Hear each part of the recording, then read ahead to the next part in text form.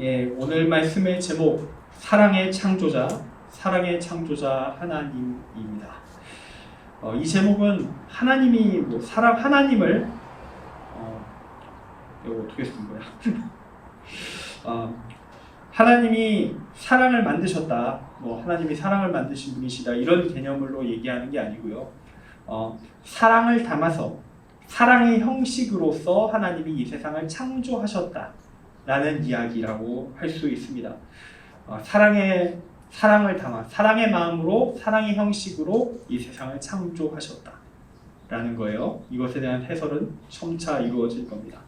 지난주에 저는 시공간을 창조하신 하나님, 그리고 그 시공간, 그 시간의 흐름 속에서 자신의 창조를 이루어 가시는 하나님에 대해서 이야기를 했습니다. 그리고 이 창세기 1장에서 쭉 6일이 지나가는데, 이 6일의 날이 우리가 아는 24시간으로서의 날이 아니라 하나님의 날, 하나님의 파악할 수 없는 영역의 시간이다 라는 점도 말씀드렸습니다. 이걸 좀 더 잘 설명하기 위해서 지난주에 3세기에 활동한 신학자, 신학의 아버지라는 이름을 가지고 있는 오리게네스의 말을 인용해서 이렇게 말씀드렸었어요. 첫째 날과 둘째 날과 셋째 날이 있었고 아침과 저녁도 있었다. 하지만 태양도 없고 달도 없고 별도 없고 심지어 첫째 날에는 하늘도 없었다. 이렇게 설명해도 나를 시간 단위로 일관되게 이해하는 사람의 지성을 의심하지 않을 수 없다. 약간 말이 어렵기 때문에 다시 한번 좀 풀어드린다면 이런 겁니다. 이 성경책은 세상의 이야기, 우리가 이미 다 파악하고 연구를 마치는 이 세계의 현상에 대한 설명을 하는 과학책이 아니다라는 거예요. 딱 봐라. 말이 안 되는 게 많잖아. 성경 자체가 논리적으로 합리적으로 보면 말이 안 되는 게 너무나도 많다. 아니 태양도 없고 하늘도 없는데 저녁이 되고 아침이 돼. 말이 되냐? 이 얘기를 하는 거예요. 태양도 없고 하늘도 없을 때 저녁이 되고 아침이 되고 있어. 말이 되지 않아. 우리가 알고 있는 세계에 대한 서술이라면, 과학책이라면 이 말은 말도 되지 않는 이야기가 성경에 기록되어 있는 거예요. 합리적인 서술은 아니야. 그렇지만 이 말을 통해, 이 표현을 통해서, 이 문학의 언어를 통해 하나님이 우리에게 전하고자 하는 메시지가 있다. 그걸 찾는 것이 성경을 읽는다는 것이다. 그걸 찾아내려고 노력하는 것이 뇌를 쓴다는 것이다. 이성을 활용한다는 것이다. 근데 이 뇌도 없고 이 감성도 메마른 사람들아, 이 안에 담겨있는 그 꿈틀거리는 의미를 왜 찾지 못하고 말이 안 되는 것을 억지로 끼워 맞추려고 난리를 치고 있느냐. 24시간이 아니라니까 라고 이야기하는 겁니다. 그게 이 오리게네스의 말에 좀 더 해설된 내용이라고 할 수 있어요. 이것이 중요합니다. 성경은 의미를 담은 책이다. 어떤 의미를? 하나님이 이 세상을 창조하셨다. 시공간을 구성하신 하나님께서 시간의 흐름 안에서 창조를 이루어 가셨다. 이 모든 문장은 그것을 말하기 위한 표현의 형태이고, 그 형태는 의미를 찾기까지만 도움이 되는 것이지, 그 형태에 갇혀버리면 우리는 본래 꼭 찾아야 될 의미를 까먹어버릴 것이다. 그걸 우리는 이제 이 성경을 읽으면서 이 제대로 된 의미를 찾기 위한 기본적인 지식으로, 이렇게 성경을 읽어내야 된다는 사실을 우리가 기본적인 지식으로 함양할 필요가 있어요. 이 지식이 없이 성경을 들이다 읽다가 사고가 나고 오해를 하고 착각에 빠지고 이런 일이 끊임없이 비일비재하게 일어나기 때문입니다. 그래서 오늘 우리는 지난주까지 이 찾아놨었던 이 의미를 기반으로 해서 더 많은 의미들을 찾아가려고 합니다. 이 창세기 1장의 의미를 찾는 여정, 원래 다음 주까지 할 생각이었는데 일정이 바뀌어버리는 바람에 오늘로 끝낼 겁니다. 오늘을 그 의미의 자리로, 여러분을 그 의미의 자리로 초대합니다. 오늘 말씀에서 찾아낼 수 있는 첫 번째 의미입니다. 첫 번째 의미, 하나님은 이 세계에 생명 탄생의 가능성을 담아내셨다. 하나님은 이 세계에 생명 탄생의 가능성을 담아내셨다. 우리는 하나님의 창조를 이렇게 생각하는 경우가 있어요. 나와라, 뭐가 나왔다, 이런 식으로 생각하는, 아무것도 없는 상태에서 무언가를 만드시는 것으로 모든 창조를 이뤘다고 생각하는 경우가 있습니다. 물론 그런 창조도 하셨어요. 무로부터의 창조라는 것도 하셨습니다. 언제? 창세기 1장 1절에서 모든 물질의 근원을 만들어 가실 때, 천지를 만드실 때, 특이점을 만드실 때, 과학이 말하는 빅뱅의 특이점을 만드실 때는 진짜 아무것도 없는 데서 만들어내셨어요. 무로부터의 창조를 실현내셨습니다. 그걸 통해 알게 되는 건 하나님 그렇게 하실 수도 있었다라는 것을 알게 되는 것이죠. 그런데 그 이후부터는 하나님의 창조 방식은 좀 달라집니다. 내가 다 그렇게 할 수도 있지만 이제부터 좀 다른 방식으로 창조를 해나갈 것이다. 그게 하나님의 선택이었던 것이죠. 신학 전문 용어로 혼돈으로부터의 창조라 불리는 이 방식은 이 최초의 물질, 하나님이 만든 이 최초의 물질이 가지고 있는 그 무한의 가능성, 그 가능성 가운데서 하나님이 원하시는 세계, 생명이 탄생할 수 있는 세계, 자유로운 의지를 가진 생명, 인류의 탄생까지 나아갈 수 있는 가능성이 담겨있고 발현될 수 있는 세계, 일명 사랑의 세계를 만들기에 가장 적절한 질서를 최초의 물질에 투영하는 겁니다. 그 질서를 부여하는 겁니다. 특이점에 구현하는 것입니다. 그것이 바로 빛이 있으라입니다. 그리고 그 빛 이후부터, 과학이 말하는 빅뱅 이후부터 시간이 흐르고 공간이 구성됩니다. 합쳐서 4차원의 시공간이 완성되어 가기 시작합니다. 그리고 그 시간 안에서 하나님은 창조의 과정을 그분의 계획에 따라, 그분이 원래 빅뱅 일으키는 그 순간부터 원래부터 담아내려고 했었던 그 계획을 따라서 이 세계의 시스템으로 함께 담아낸 이 자연 법칙의 틀을 활용해서 쭉 이루어가기 시작합니다. 이걸 신학 전문 용어로 계속되는 창조라고 이야기합니다. 그리고 그 계속되는 창조가 어떻게 이루어졌는가? 그 설명이 창세기 1장에 쭉 적혀 있는데요. 몇 절을 뽑아서, 대표적인 절을 뽑아서 읽어드리겠습니다. 1장 11절입니다. 하나님이 이르시되 땅은 풀과 씨 맺는 채소와 각기 종류대로 씨 가진 열매 맺는 나무를 내라 하시니 그대로 되어. 20절입니다. 하나님이 이르시되 물들은 생물을 번성하게 하라. 땅 위 하늘의 궁창에는 새가 나르라 하시고. 24절입니다. 하나님이 이르시되 땅은 생물을 그 종류대로 내되 가축과 기는 것과 땅의 짐승을 종류대로 내라 하시니 그대로 되니라. 이 말씀들은 공통적인 사항이 있습니다. 그건 바로 하나님이 모두 다 자신이 만들어진 세계를 향해서 땅과 물과 하늘을 향해 너 지금부터 너가 할 수 있는 그 일을 하라. 생명을 탄생시켜라 라고 이야기하고 있다는 겁니다. 하나님은 불가능한 명령을 내리지 않으십니다. 너희들이 그거 할 수 있는 가능성이 너희 안에 담겨 있어라고 얘기하시면서 너 이제 시작, 너 안에 담겨있는 프로젝트 가동 시작, 고! 이렇게 말씀하셨다라는 거예요. 그 말은 땅과 물과 하늘, 이 세계 자체, 하나님이 만든 세계를 표현하는 이 단어들 가운데, 이 세계 가운데 생명을 탄생시킬 수 있는 힘이 근본적으로 하나님이 담아두셨다. 원래 이곳에 담겨 있었다. 하나님이 그것을 처음부터 준비하셨다라는 이야기입니다. 이 힘에 대해서 4세기의 교부, 우리가 잘 아는 신학자 어거스틴, 라틴어로 아우구스티누스는 이렇게 말합니다. 하나님이 태초에 모든 것을 만드실 때 창조된 것은 마구 섞여 있었다. 때와 상황이 무르익어야 그것들은 발달할 수 있었다. 지금 이 씨앗에서 아무것도 보이지 않는다. 아마 씨앗을 딱 꺼내들고 이렇게 설명했을 겁니다. 이 씨앗 안에는 아무것도 보이지 않는다. 그러나 때가 되면 나무로 자라나게 되는 것이 이 씨앗 안에 가능성으로 담겨 있다. 하나님이 우리가 세계를 기술할 때도 똑같이 생각해야 한다.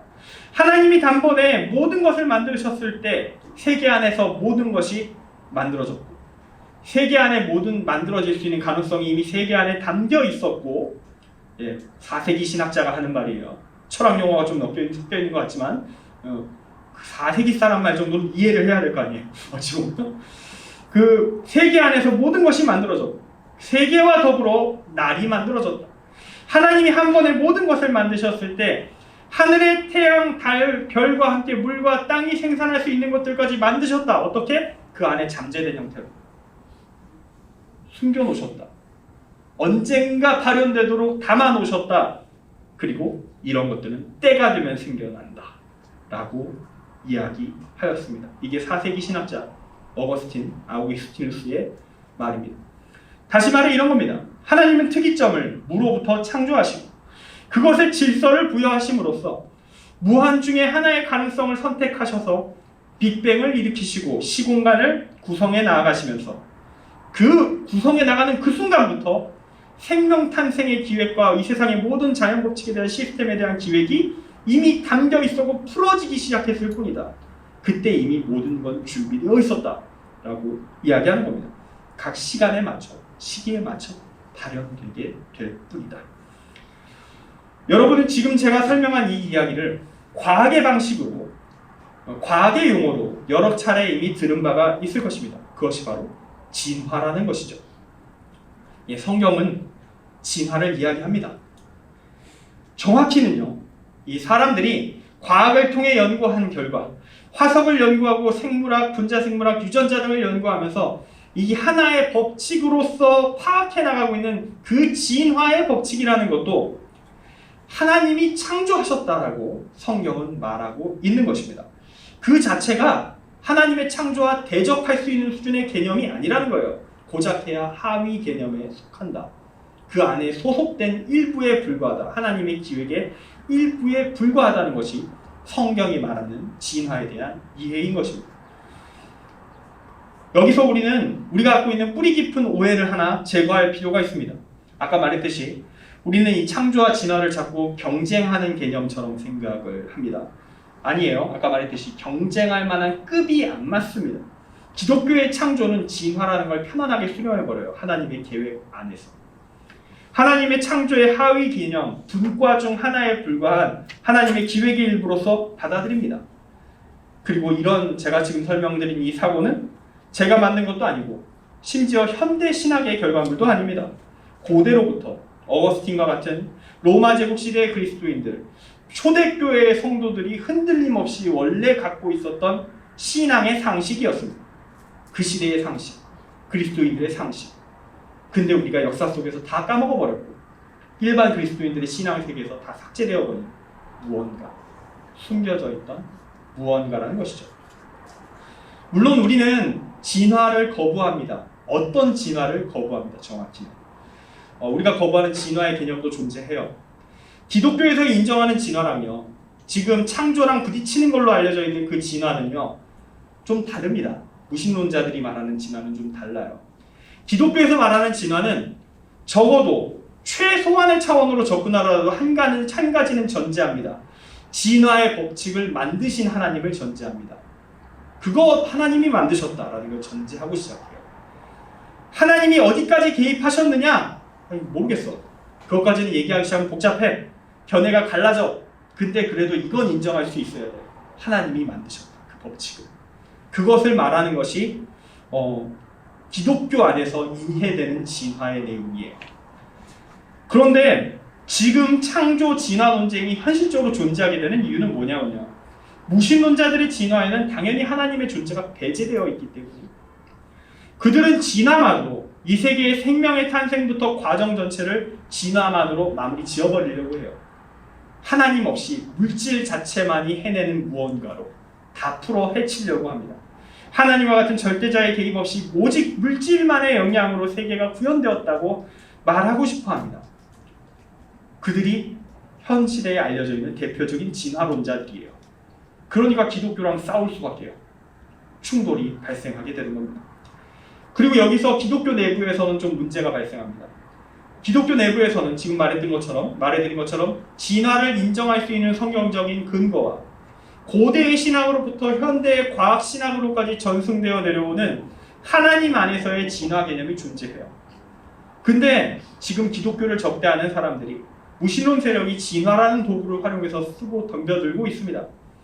그러니까 기독교 내에서 분열이 발생하는 거예요. 너 혹시 쟤들과 한패거리 아니냐?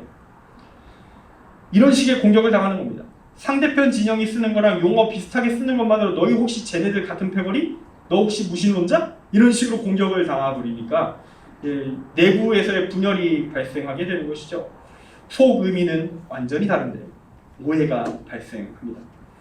특히 신학을 전문적으로 공부하지 않은 일반적인 사람들은 말할 것도 없고, 솔직하게 이 신학 전공자들, 목사님들, 박사님들, 교수님들 사이에서도 여기 완전 세부 분과거든요. 이 부분에 대한 지식을 습득하려면 교회사, 특히 고대 교회사, 조직 신학 중에서도 고대 신학 파트, 그리고 이러한 과학과 연계되는 최신의 과학 신학 파트, 제대로 공부한 사람이 전 세계적으로 적습니다. 비율이 매우 낮아요. 그리고 여러분이 대학 과정을 공부한 경험이 있다면 아실 겁니다.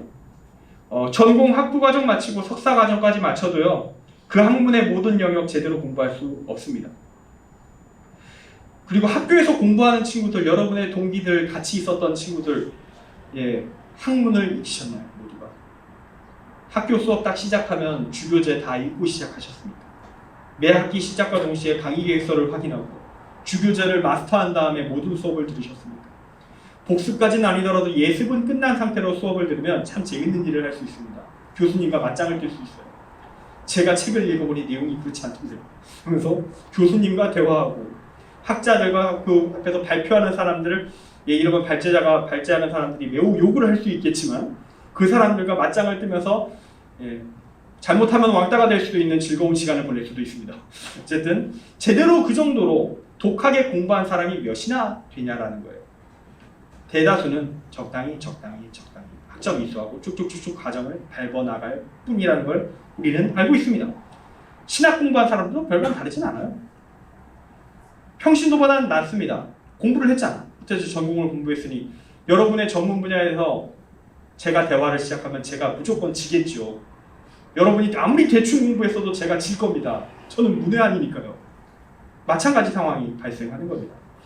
정말로 학교에서 C학점으로 도배받고도, 그렇게 C학점으로 도배를 하고도 목사 안수를 받는데 아무 지장이 없어요. 목회 활동하는데도 아무 지장 없습니다. 그렇게 목사가 됩니다. 성도들 앞에 설 수 있어요. 그 사람은 그래도 평신도보다 많이 아니까. 완벽하게는 못하지만. 근데 문제는 때로 완벽이 필요해질 때 문제가 발생한다는 겁니다. 이게 바로 일반 그리스도인들에게 이런 전문적인 지식이 요구되는 그런 부분에 대한, 그런 성경 구절들에 대한 교육이 제대로 이루어지지 않게 된 이유입니다. 한국교회의 교육이 무너진 이유라고 할 수 있습니다. 우민화가 이루어지고 있어요. 의도치 않은. 그리고 우민화를 필요내야 될 사람들이 이미 우민화되어 있어요. 무한 우민화가 반복됩니다. 악순환이 무한정 도는 거예요. 이걸 어떻게 극복해야 되는가? 방법이 없어요. 누군가는 할 수밖에. 누군가가 계속 해내는 수밖에. 어딘가에서 일어나는 수밖에. 언젠가는 되겠지. 하나씩 타들어가는 수밖에 없어지는 겁니다. 자, 어쨌든 저는 여러분에게 어쩌면 거의 처음 듣는 것일 수도 있는 새로운 개념을 소개하고 있습니다. 작년 초에 제가 이 분야에 대한 특강을 한 번 한 적이 있기 때문에 적어도 한 주는 이 이야기를 들으셨을 수 있겠지만 딱 거기까지죠. 우리는 어쨌든 오늘 말씀을 통해서 한 가지의 개념을 깨달을 수 있습니다. 그건 바로 하나님이 이 세계에 생명 탄생의 가능성, 생명을 탄생시킬 수 있는 원리와 원칙을 담아 놓으셨고 그것을 운용하심으로써 이 세계를 만들어 가신다는 것. 그것은 현대계의 과학이 말하는 진화의 원리와 일정 부분 일치합니다.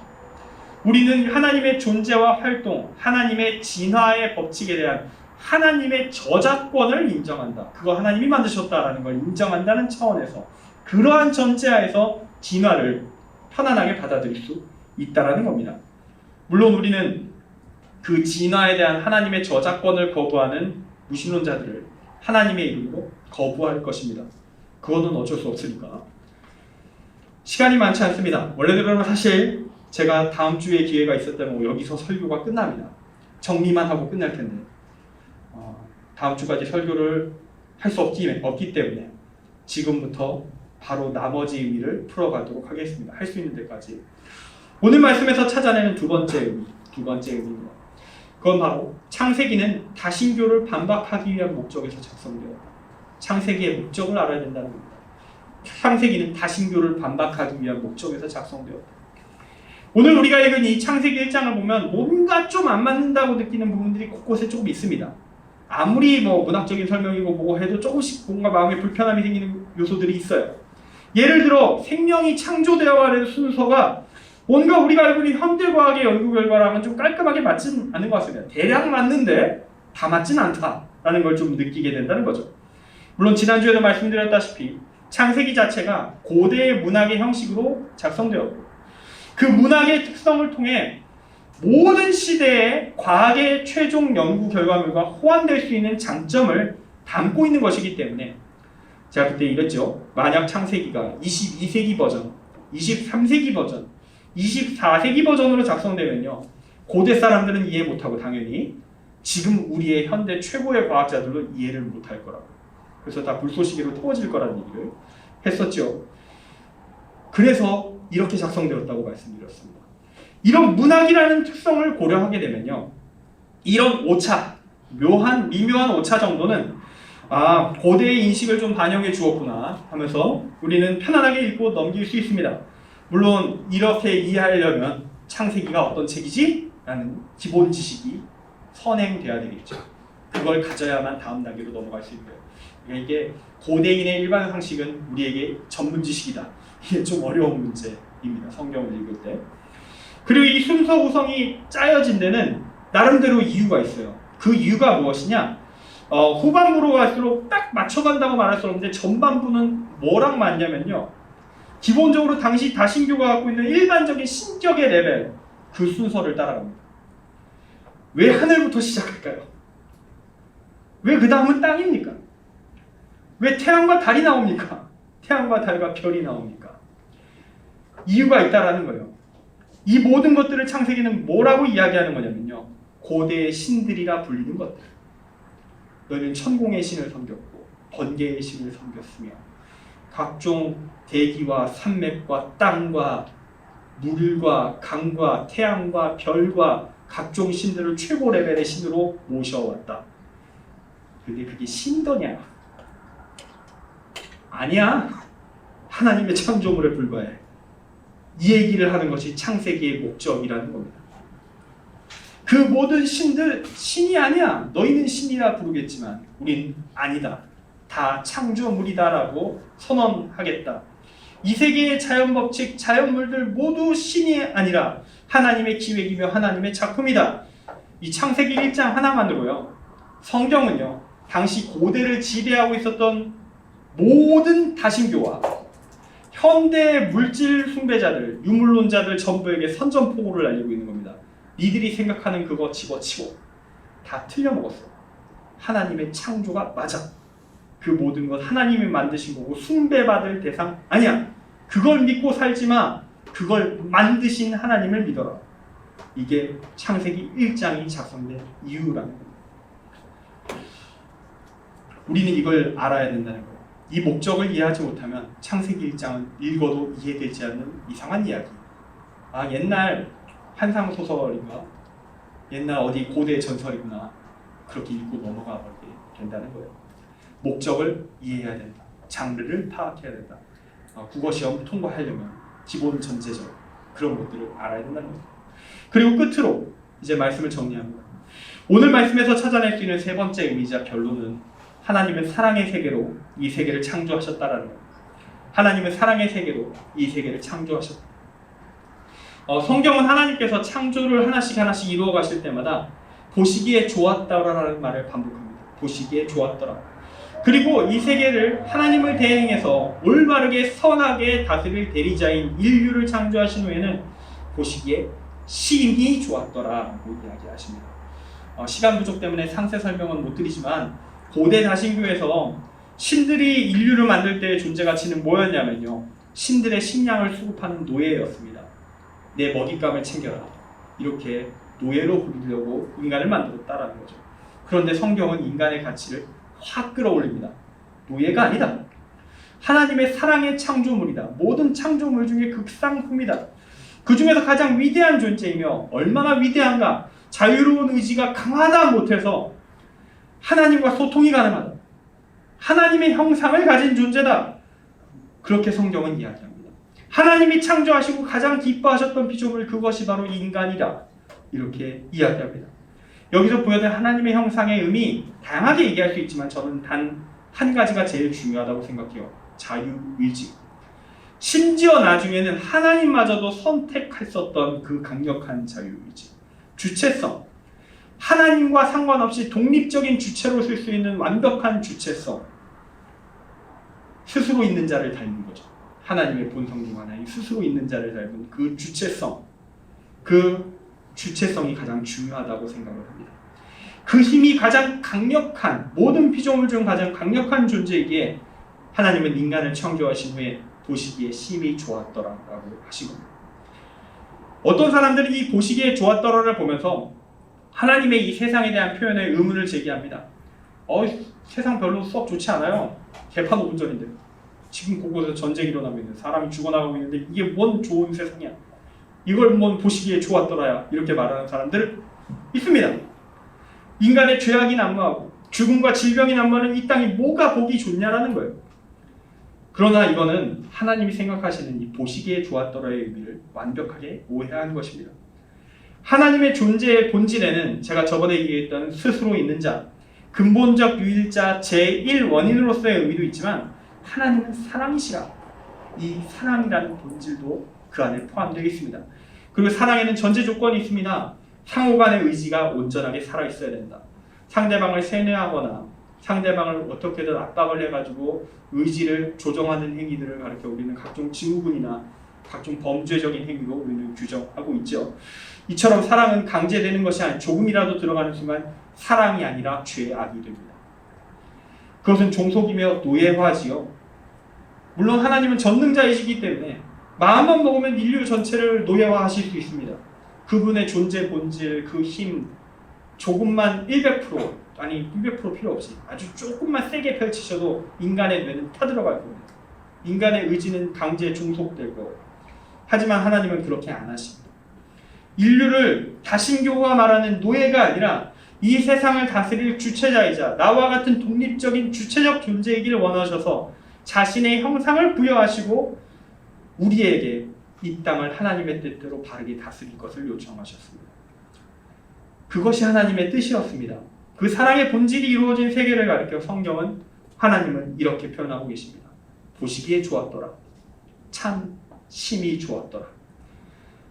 말씀을 정리합니다. 결론을 맺습니다.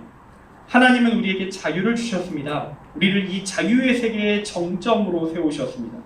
신의 존재를 인식할 수 있고 또한 의도적으로 그 신의 존재 자체도 무시할 수 있을 정도의 강력한 자유의지, 주체성을 가진 존재로 세우셨습니다. 그리고 우리가 살아가는 이 땅은요, 그 인간의 주체성, 자유의지의 축복, 그 축복을 받기 위한 자연스러운 반대 급부 때문에 어지러운 상황에 처해 있습니다. 하나님을 거부하고 제멋대로 사는 사람들, 인간의 죄악이 제일 큽니다. 그리고 또한 그 자유로운 의지가 이 세계에 반영되기 위해서 함께 구성된 모든 생명들의 의지와 대자연의 흐름까지 복합되어서 이 세상에는 생로병사의 고통이 함께 연계되어 발생하고 있습니다. 이것이 완전 무결한 기계의 세계가 아니라 사랑의 자유를 허락함으로써 받아들여야 되는 현실적인 문제입니다. 그리고 이 문제를 해결하는 방법을 하나님은 이미 제시하고 계십니다. 그것이 바로 하나님이 인류를 창조하신 목적에 기록된 것이에요. 28절 말씀입니다. 하나님이 그들에게 복을 주시며 하나님이 그들에게 이르시되 세륙하고 번성하여 땅에 충만하라. 땅을 정복하라. 바다의 물고기와 하늘의 새와 땅에 움직이는 모든 생물을 다스리라. 어떻게? 하나님의 뜻대로 선하게 완벽하게 올바르게 의의 통치를 실현하라. 이게 하나님의 뜻이죠. 그리고 이것을 가리켜 예수님이 이렇게 풀어내십니다. 요한복음 13장 34, 35절 말씀입니다. 새 계명을 너희에게 주노니 서로 사랑하라. 내가 너희를 사랑한 것 같이 너희도 서로 사랑하라. 너희가 서로 사랑하면 이로써 모든 사람이 너희가 내 제자인 줄 알리라. 하나님은 여러분 모두를, 우리 모두를, 저를 포함한 우리 모두를 이 하나님의 창조의 의미 안으로 초대하십니다. 이 길을 걷기로 결단할 때에 우리를 통해 세상이 바뀔 것입니다. 그리고 어쩌면 당장 우리가 살아가는 현실 세계는 크게 안 바뀔 수도 있겠죠. 그래도 괜찮습니다. 왜냐하면 여러분이 그 사랑의 길을 걸어가기로 결정한 순간부터 여러분은 주님의 제자이며 구원받은 자이며 이 땅을 지으신 하나님의 계획이 완결되었을 그때에 하나님의 목적이 이루어지게 되는 그때에 천국의 시민이 될 자격을 획득할 것이기 때문입니다. 이 일을 우리가 어느 자리에 있든지 앞으로 여러분의 삶이, 우리의 삶이 한 곳에만 머물러 있지는 않겠죠. 어디에 살든지 어느 연차가 지나든지 우리 나이가 얼마나 되든지 함께 갈 수 있는 우리 모두가 되기를 간절히 소망합니다. 마지막으로 찬양하겠습니다. 이 찬양으로 높은특교의 청년부 예배를 마칩니다. 비준비하시니 주님의 때가 이를 것이니 우리는 찬양할 것입니다. 예루살렘아 여호와를 찬송할지어다. 우리 함께 찬양하면서 우리 예배의 끝을 향해 나아가겠습니다. 오늘 찬양하고요. 오늘 예배는 제 마침 기도 그리고 축도로 마치겠습니다.